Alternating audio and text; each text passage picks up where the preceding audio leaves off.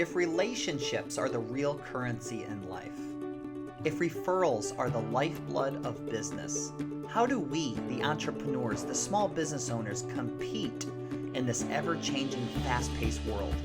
How do we become more so we can attract more? Those are the questions, and in this podcast, we will reveal the secrets. I want to welcome and thank you to the Referral Secrets podcast. My name is Tony Crawford, and I have the distinct privilege of being your host today. My guess is you are joining us today because you desire a business that is thriving with unstoppable referrals. Or perhaps you're seeking new ways to deepen your connections with your team, professional network, or even your personal relationships so that they never hesitate to speak your name when your expertise is needed for one of your connections. If that sounds like you, then you'll enjoy today's guest, Jason Avery, owner of Avery Construction in Tampa Bay, Florida. Jason is the successful owner of 3 businesses, an author, coach, and trainer. He's a father, husband, and proud grandpa who understands the importance of deep connections and rewarding relationships with a giver's mentality. He takes a genuine interest in everyone he meets, which has helped him build a successful multi-million-dollar business. And he's known as Tampa Bay's networking king. It wasn't a title that came easy, but in today's podcast, he'll share his mistakes and tips that can help you be a champion in your business. Please help me welcome Jason Avery to today's show. Jason, I'm so excited to have you here with us today. I understand, and we'll get into this a little bit, but you are the networking king of Tampa. You actually have a pretty humble beginning. You weren't born with a silver spoon in your mouth. You were in and out of college, from what I read, but you were hungry. And one of the things that I actually started reading your book and constructing success blueprints for a referral-based business. I know you have 3 businesses: Avery Construction, Designer Cabinets LLC, and Constructing Success. But one of the things that really hit me and made an impact on me is that you are passionate about the people who work for you. They're not to you just employees. You actually take time to mentor them, care for them, and get to know their families. And obviously that caring spirit has carried over into your businesses and helped you build a trust network of referrals. So tell us a little bit about your background and how you got to this place today. Well, as a kid, I was hell on wheels, and I was an entrepreneur from the start. I started with lawns, and I realized quickly I didn't like to sweat out in the hot sun, so I'd sell the lawn for $20, and then I'd get my buddy Josh to do it for 15. And while he was sweating in the sun, I was knocking on doors up the road to find the next project for us. So it's kind of just born into me. Nice. My first business at 19 years old was a telemarketing room selling vacation packages. That led me to a company that was a $9 million a year outfit and selling roofing, windows, and siding, storm protection products around the state. And they had a huge call center, which drew me in, my call center experience. And then I learned the field sales, became a manager, director, and eventually a vice president. And we grew from 9 million to 20 million during that time. This is in my 20s. And it taught me a lot about business development, about team building, about processes and systems. And then the federal do not call list was issued back then. And that really destroyed the campaign for the marketing. And so the company had to do some pay cuts. And when they asked for the second round, I said, look, I'm the highest paid guy. I'll get out of the way. I launched my second business in life. That was home improvement consultant. So I would do my own marketing at home shows. I'd find people interested in doing projects of all sorts. And then I would put myself in as the middleman to help them find free bids from 3 local contractors and how to qualify the people properly, prevent disaster from happening. Sure. And then in that process, I started selling a lot of kitchen projects for people. That led me to Home Improvement Source. That's the next 6-7 years of my life, managing 30 people in the shops, building cabinetry and fabricating granite, 30 people in the field doing, minor remodels, kitchens and bathrooms. Over the years, we weeded out subcontractors by obtaining new licensing, additional qualifications. I learned all the trades. And then it came to a time where the business owner and I just didn't see eye to eye anymore, and it was time for me to get out on my own. That was the birth of Avery Construction. That was about 10 years ago today. We started with 3 guys doing labor and a bookkeeper working 1 day a week. And all the time it took to count the numbers back then. They were kind of small. But flash forward 10 years, there's 45 to 50 people working on the average day on a dozen projects around the Bay Area. They're going to complete 80 to 100 of those projects every year. I have an administrative team that design and estimate the projects, that project manage them, that obtain the permitting, do the accounting. I positioned myself to work on it, not in it. And I apply about 20 hours of my week in that business, just trying to improve it and trying to help each of the working departments function better. And I've used my free time to go on and start a couple other businesses, as you mentioned. Nice. One of the things that I like that you just mentioned is you work on your business and not in it. I think a lot of business owners get bogged down in that. Is that true? Do you find that to be true? Yeah, a mentor of mine that I truly respect said, live in your flame, not in your wax. That was Dr. Ivan Meisner. And Dr. Meisner is known as the father of modern networking. So it's one of those things. I, from the beginning, knew that accounting, I can do the numbers just as good as anybody else. Math is a strong suit, but to input the data and the tedious, cumbersome things like that, to work out the books, it's just, I would procrastinate until the end of the month, and then at the last hour, the last day, I'd kick it out of the park and get it done, but it would wipe me out for days. My flame, versus my wax, my flame is out in front, leading the charge.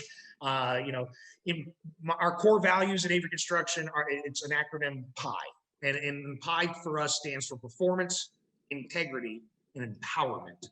And the empowerment piece is really important to me. I try to build a platform that empowers people to go out there and be successful in their careers. And I try to set the job up so that I can look at it from an outsider looking in saying, well, if I had to do that job, I would think it's worthwhile. I'd want to do that job. Right. And I try and look at, all of our employees from that perspective, put myself in their shoes and see, am I paying them the right amount? Am I, giving them the right tools, the right resources? Am I creating an environment that's desirable to work in? And that's what we're about.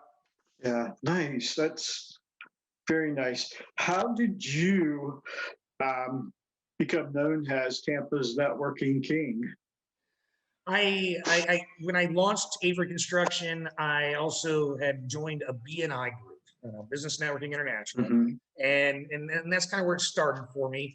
My first year networking, I really didn't do very good at. I got one good sale, and the second year in networking, I started to get a little education. I went to some of these advanced trainings and things that were offered, and it's a learned skill. And I didn't invent this; I just executed it well.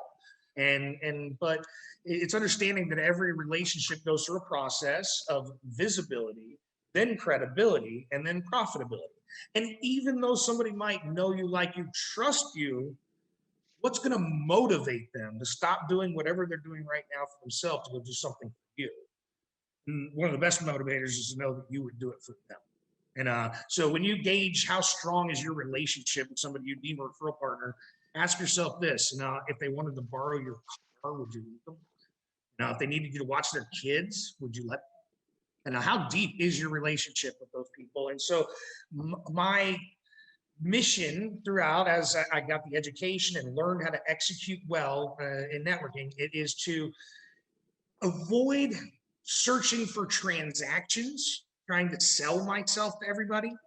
Instead, be there to help everybody and advise them and coach them, and through examples of what I've applied that worked and how it worked, because now I'm teaching them about the areas of my business and the process, giving them real world examples that can help them, being available to help, having all the resources. Who do you need? I'll get you there. I'll find that person. Putting myself in the middle of all those transactions. It's like the dating game. Are you a good matchmaker? And I understand that every time I meet a chiropractor, that chiropractor probably could really benefit from meeting a massage therapist or a personal injury attorney, because every time there's an auto accident, all three of those people are going to come to the table. And so when they can come together and form a power team, how that's rewarding over and over and over again. And if you're the facilitator of that, your credibility level is way up, and their motivation to want to return that favor to you and do the same for you is there. And so as I build these relationships, it's from approach of giver's gain, and I'm out there to help connect others. And then I ask that if they can connect me with an architect or an interior designer or another general contractor, that could be an ongoing revenue stream for many years to come. And it's not just a transaction. One kitchen remodel is great to have. It makes my week or my month better. But a revenue stream that goes on for the next decade was priceless. So, what's the definition of that referral relationship? It's reciprocation. It only works if I can give to them just as much as they'd be able to give to me. And that's my approach. So I started by giving right away when I meet that architect. And I just tell the architect I do 100 jobs a year. There's jobs where I could hire him to do plans. You're going to do him a favor by introducing him to me. Now the architect wants to meet me. I don't have to go out knocking his door down. And then when he comes to the door, I say, you know what, I probably can hire you. And then as soon as I can, I'm going to throw a project in their lap just to sort of prime the pump in the relationship and show them that I mean what I say, and I'll do what I do, and what I say I'll do. So, Right. That's the basis of how the relationships are formed, and I've done well with it. Today, I've got a dozen strong architect relationships, a dozen strong interior designers, a dozen strong other contractors, and then the other contractors also work with me and do other businesses now. Designer cabinets, this chest, is a factory in Clearwater where we build custom cabinetry and then we sell it to contractors at wholesale pricing. That company doesn't sell to the public because it's all about the relationships, the reciprocating. Ongoing, it keeps going. Right. And I'm getting business by building for them, but I'm selling it to them at the wholesale price so that they can make some money at the retail level. Right. And then in the consulting world, I coach these people. I teach them my pricing methods. I teach them my cash flow projections, how to not rob from Peter to pay Paul, how to actually make profit at the end of the day in a very volatile environment at the moment. And you've noticed on the news, lumber is up 600%, plumbing fixtures, electrical fixtures, the shipping of all these components, drywall and concrete. It's going through the roof. So, you got to be on top of things to manage your business well, to not beat up your clients with change orders, because that doesn't go over well. They don't like you very much at the end if you have to hand them a lot of extras. We try to be, transparent up front and give them all the information so they can make the educated decision. We can avoid uncomfortable conversations as the project progresses. Let's face it, everybody out there has probably heard at least one horror story about a contractor. Yeah. They're out there, and it's usually not bad guys. They were, good guys that had good intentions, but they were bad communicators, bad documenters. They didn't set the expectation properly, and then they get themselves in trouble. Right. Yeah. So you built a strong referral network. You have taken the time to develop yourself and your skill set so that you can coach and train others. And so you've obviously got effective communication, and you now are going out and coaching other people in your area. You had a mentor early on, though. Is that correct? I've had a handful of very notable mentors throughout the years. I've never been too proud to ask for an opinion, and ask for a little advice from somebody that maybe sees it from a different perspective. And even if I don't necessarily get the perfect answer out of the person, sometimes just having the sounding board and helps me sort out, the decision for myself. So I'm always open to mentorship and coaching. Still annually in my businesses, I will, set up a goal planning meeting, prior to the end of the year, looking forward into next year. And every time we have that company-wide meeting, I'll bring in an outside coach or consultant to actually conduct the meeting for me. We'll craft some specific questions that we would like to ask of the staff, and then I'm going to sit in the back corner and keep my mouth shut and let them do the talking. And I'm going to let the coach ask the questions and let them respond. And at some point, I'm even going to get up and exit the room so I can prepare the happy hour for afterwards or whatever, because I want them to feel totally comfortable to say what they feel they need to say. And sometimes they might not feel comfortable saying it to my face. But once they get me out of the room, I get real information. I know what people really think and feel, and how we can make everybody more comfortable and more confident. That is amazing, Jason. And that really contributes to the stickiness of your team. Obviously, they see that you care. The people in your network see you care. Your BNI members see you care. Now, you do a lot of leadership development and work with a organization other than BNI. Is that correct? Yeah. So just to start there, that chapter I joined 10 years ago had 30 members at that time. 10 years later, we've grown to 110 members. We're the largest chapter in Florida. We're the second largest in the country, and we're gunning for number one. And at the beginning stage, I had a power team of tradespeople within the group that was about 5 or 6. Now I have a trades power team that is 33 to 35. So just in that one organization, I've become the president of the chapter twice throughout that 10 years, and for a 1-year term, put myself into a position of credibility and becoming a pillar of that network, that community. I truly have family within the chapter now.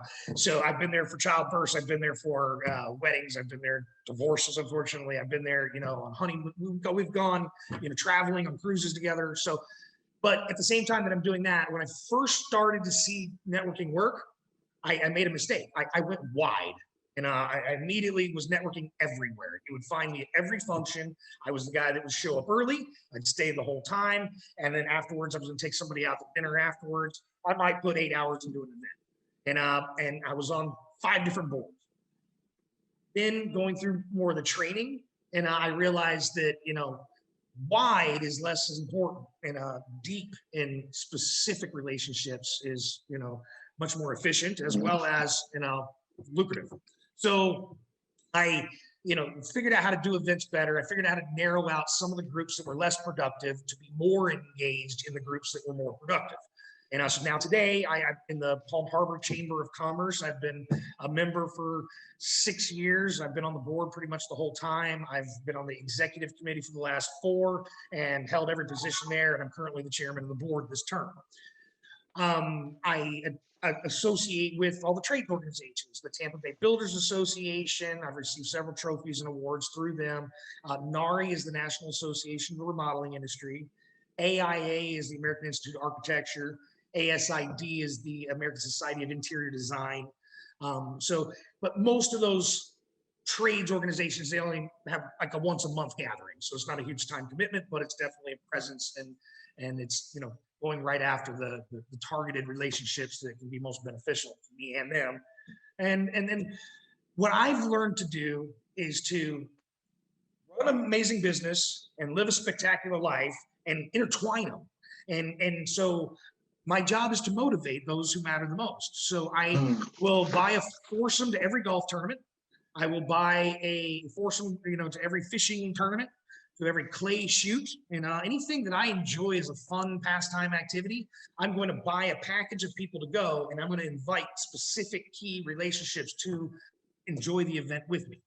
So, if I want to meet architects, I'm going to bring one. I want to meet contractors, I'm going to bring one, because that architect and contractor would benefit from meeting each other. They both enjoy meeting each other, and I'm going to be the guy that brought it together. And I'm going to do it in a way where we're playing, we're having fun, we're having a couple of beers and being boys, and that deepening of the relationship is where you become friends that go out of their way for each other. You make sure that each other captures the word. Right. You have truly carried the giver's gain philosophy into your personal life, not just within your networking, but your business and your personal life. It was taught to me as a method and a strategy that works for deepening relationships, but ultimately, yes, it's become a way of life. And the networking itself has become a way of life. And I don't go out feeling like I have to find a referral for this person today, but I go out feeling like I'm going to talk to at least a half a dozen or a dozen people throughout my day today. And everyone that I talk to needs something. And if I am just a good conversationalist and I'm a good listener, I'll figure out what that is. The first conversation of my day might need a root canal, his tooth was hurting. The next person I talk to is having an anniversary coming up. I'm like, oh, you have a piece of jewelry? I know a great food. The next person's talking about their car acting up. Hey, I got a good mechanic if you need one, or I know the best salesman if you're going to buy a new car. But just listening to what people need, and then again, being a resource. Once you're a resource to somebody a couple times, they keep coming back to you, and it makes the ability to give even easier. And so I'm just connecting people with people all the time who need each other, who can benefit from each other's products or services, or just the relationship to be able to share clients who are in the same target market. Yeah, powerful stuff. So a lot of our listeners come from a wide variety of industries. So we have mortgage, insurance, real estate, business owners, small businesses, the salespreneur, the entrepreneur. What piece of advice can you offer, given that you have this vast experience, about the power of building relationships the correct way? So when you go into most chambers of commerce, if you were to ask a question at the beginning, who's here to sell something? Every person in the room raises their hand. If you were to go in there and say, who's here to buy something? You would hear crickets. And so I quoted Ivan Misner earlier. He has a book, and it refers to the networking disconnect. That's what that is. And you can't go into relationship building trying to sell. Don't sell people, and they don't like that. It's going to make them uncomfortable. Also, understand behavioral style differences. Some people like to be communicated to differently than others. So one of the programs that I co-conduct with a woman named Tiffany Kellogg at Ascentive is called the Room Full of Referrals program. And it bases on the DISC assessment. And the simplest way to look at DISC is if you're the type of person that walks fast, talks fast, thinks fast, and makes fast decisions, you're on one side of the spectrum. If you're the person that likes to research, analyze, compare, make a decision on a slower, more comfortable basis after you're ready, then we divide that direction. Now we divide the room the opposite way by saying, are you people oriented in that, where do I get to go today? Who do I get to see? What are the fun things that are going to happen? Who can I help? Or are you task driven? I've got a list. I'm going to check things off the list. I'm going to get it done effectively and efficiently. I'll be a perfectionist at what I do. And so when we divide the room in two directions that way, we get four corners, and the four corners represent the faster paced, task oriented person is the go-getter. And go-getters are hustling and enterprising people who can just drive things in the ground and make it happen. And they don't really need much help. They're just going to do it by themselves because they can do it best. And, they buy the best, they look good, they dress good, they're professional in the way they carry themselves.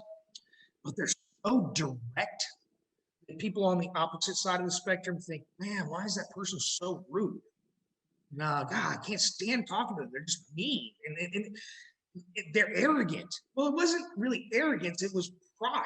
They were, they're proud of declaring their accomplishments. And it does come across as arrogant to some people. So we got to be aware of that if we're trying to build a relationship, that could negatively impact our relationship.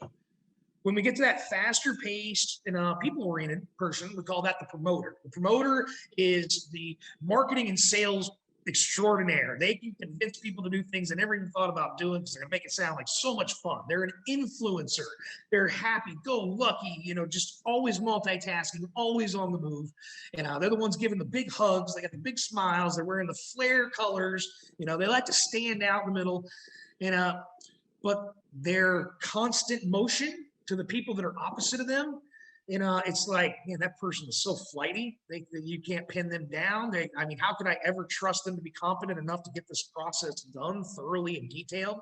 They showed up 5 minutes late to the appointment we had. So we again be aware of these major disconnects in the way that we behave.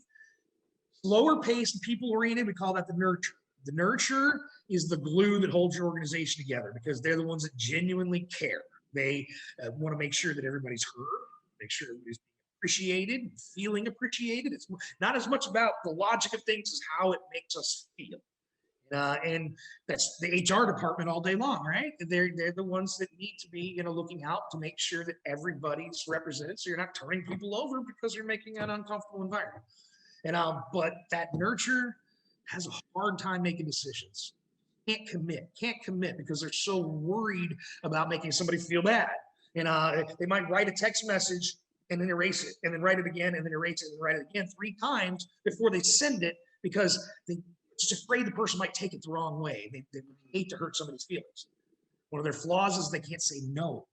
They're so bad at saying no to people that they get themselves into all kinds of trouble where they don't want to do things, but they couldn't tell them no, and now they're committed. Now they're it's crazy. The slower paced, task-oriented person, that's our examiners. I see the examiners in the IT department, in the accounting firm. They are the detailed, solitary people that, usually work in their terminal, their station, and they're processing information, lots and lots of information. They want to do all the research. They want to compare all the notes. If we were having a conversation, they're the ones that are going to have 3-4 pages of notes by the time they're done. Whereas maybe the promoters were just doing it in their head.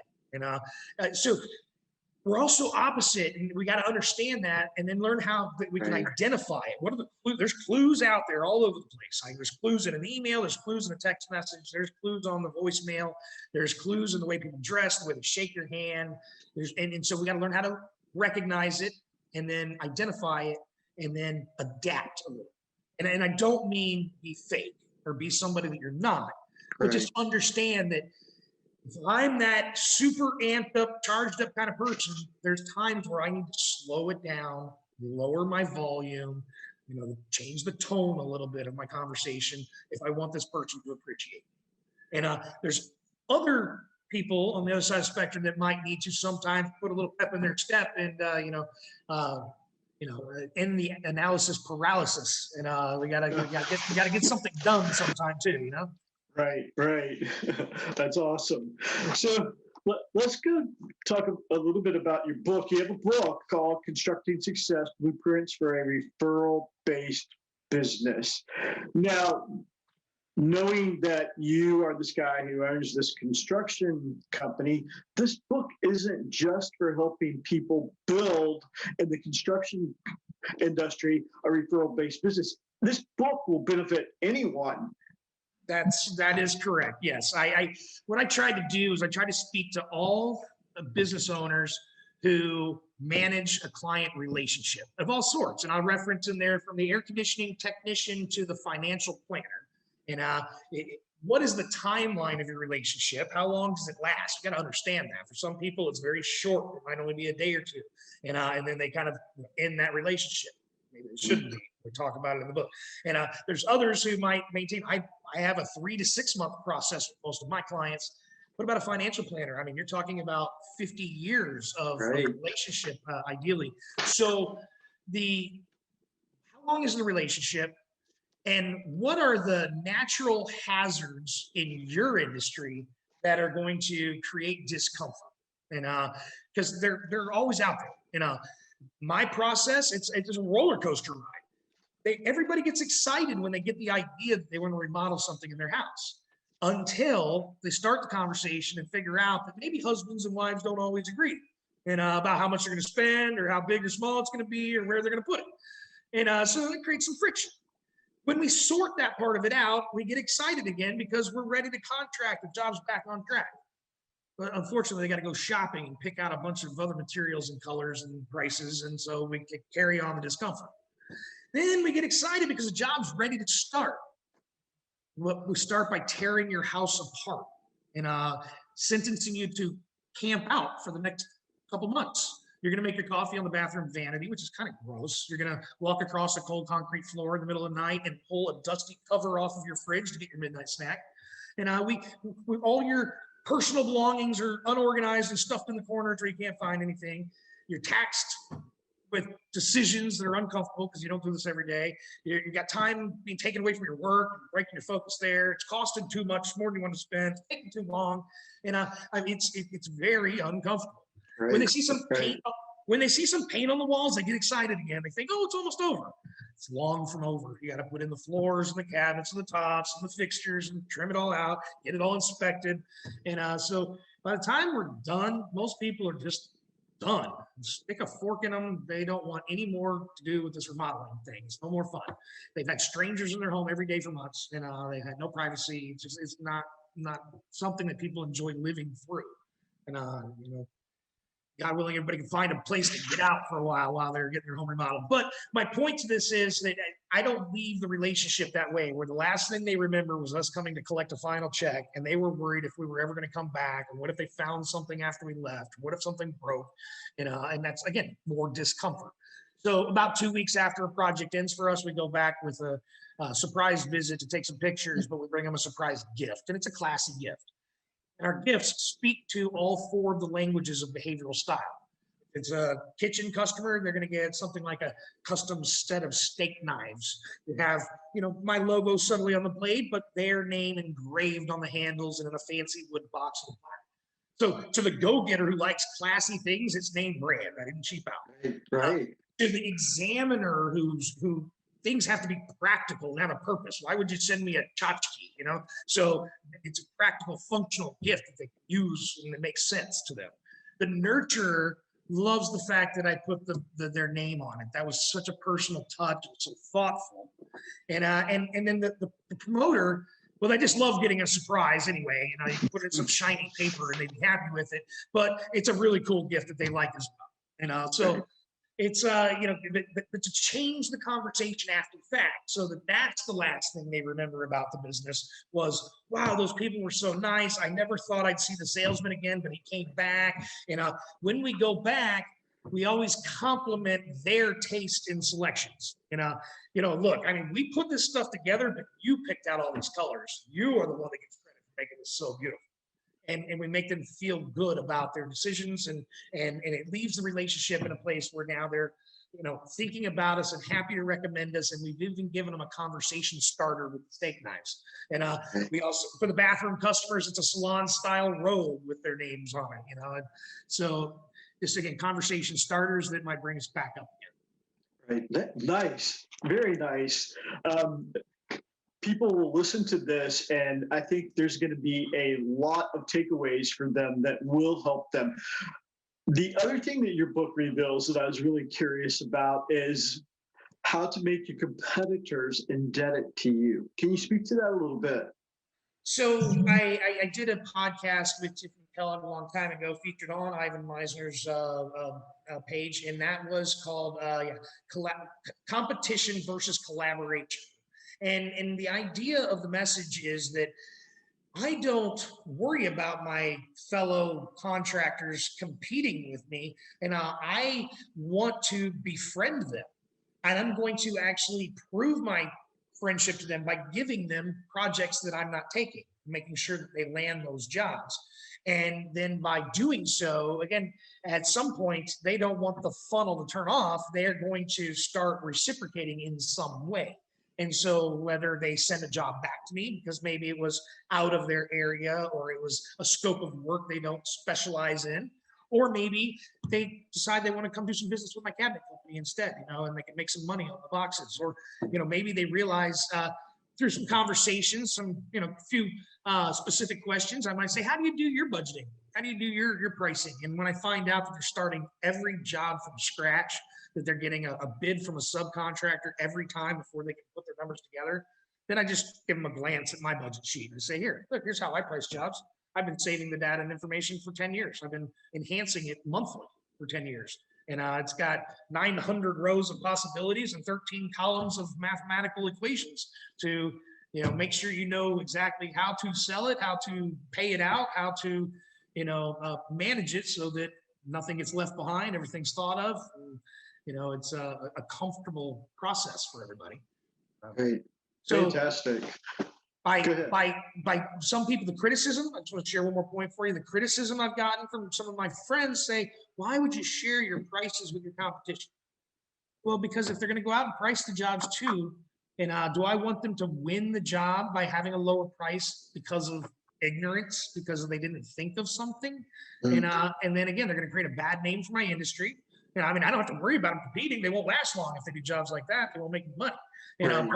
But if I teach my competitors, here's how I price it too. Now we're all pricing it the same fair way that the industry allows for, and let the best man win. Right. And it sounds like you're coming from that place. Look, guys, there's enough for everybody. Let's work together. Absolutely. Yeah. And we all have our little niches, and we might overlap some areas, but they don't want to travel all the way to this side of town. I don't want to travel all the way to that side of town, and we can send those jobs to each other all day long.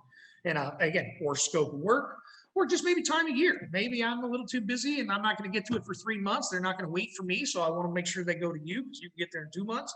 We can, always back each other up and not let the opportunities, slip away. Right. Any plans for another book? It's in the thought process. I was considering myself, a new title. I have a program that I teach that I scripted myself, and it's called Building Your Empire. And it's all about the infrastructure of business. And when I find somebody who's sort of that solopreneur, and I like to help build the confidence into them that they can make this into an actual entity, an actual saleable asset. And it's just a matter of building the team. And so I'll have people come to class prepared with their financial statement. And then I'm going to help them extract data from their financial statement throughout the day. And we're going to plug it into a worksheet with a mathematical formula that reverse engineers their position. How much money do you make right now? How much of that money was made by being the owner of your business versus how much of it was made by being the employee for the business? And if you were to replace yourself as the employee, you got anything left over? If we need those numbers to match, if you need to make what you're making now, but by being the owner of the company who works on it, not in it, let's reverse engineer. How many people will it take? What's the cost of the payroll going to be? How much additional revenue will I have to generate? And then how am I going to get that? How many leads will it take based on my current close ratio and average sale? And then ultimately, what's my strategy to get the leads? And then along the way, we talk about the people we're looking for. How do we qualify them? Where do we find them? How do we, train them? How do we incentivize them? Not turn them over, start all over again. And so, just talking about management of people. But in my book, it's about managing the client's experience in the classroom. It's more about managing the staff. And that's what my day entails. My day is sometimes talking people off of ledges, reinstilling the confidence in them that, everything's going to be okay. The sky is not falling. COVID created a mess for some people, and some people just unfortunately rolled over and fell out, and it's very sad. I'm sad for those people. And others figured out how to innovate, and others came up with new ideas and new concepts that had never been thought of before, but were created by the current environment. And so, who are you, and who are you going to be in your business? And then if you're going to lead a team, how are you going to exude that confidence into them as well, and lead them to a happy place where my business doesn't have a lot of finger pointing, and my business doesn't have a lot of bickering between staff. I mean, it's Nice. they're bound to have disagreements, and that's okay. Disagreements are welcome. We want to see all points of view, but getting them to do it in a professional and respectful way, and understanding each other's communication style differences so that we don't make it worse than it needs to be and escalate things.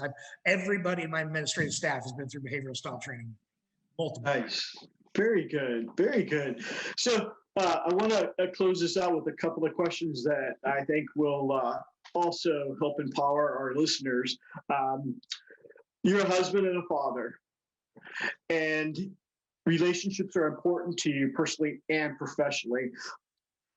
If you spend too much time on either one, it can hurt the other.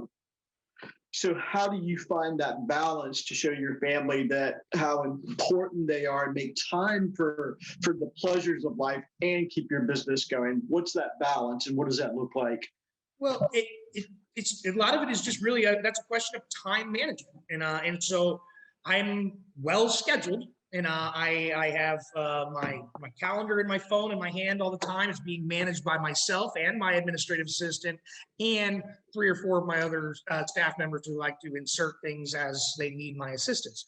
And but I know that I need the downtime, and I schedule the downtime in my calendar. These are the times you're not allowed to book me.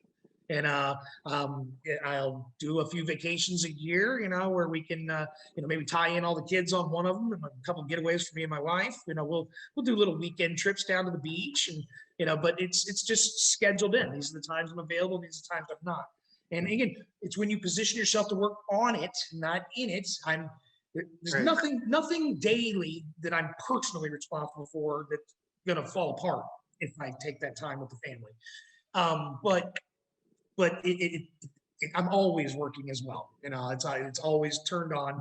I'm available for people as they need me. But how do you take your fun stuff and get a little work done at the same time? Can I do my relationship building on the golf course, on the fishing trip? And when I go to networking events, most of these people that I've networked with for years are truly some of our best friends. And our spouses are all best friends as well. And so taking my wife along to events.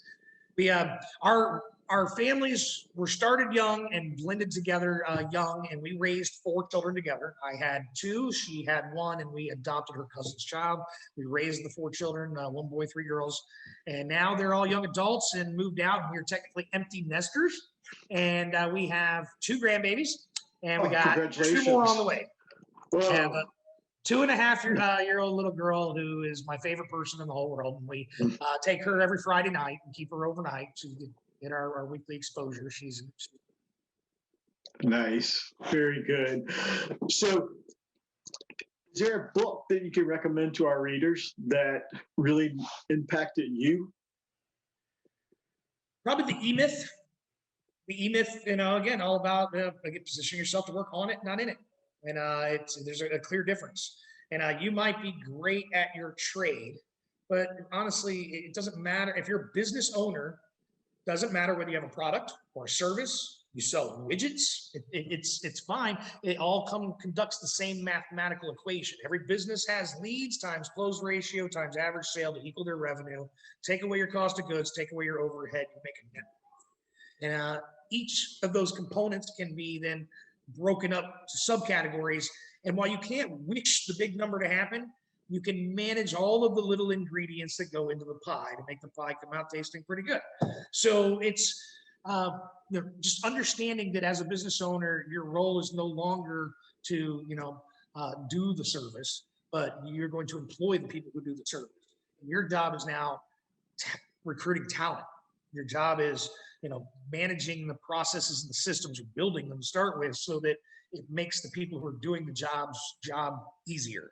And it's getting yourself into a position where you're not daily putting out fires, but instead planning for how next week could be even smoother or better or bigger or more efficient, or and then making sure that the way you've built your processes incentivize others. Put yourself in their shoes. Right. Would you want to do that job? And would you be okay with it, the way it pays, the way it works?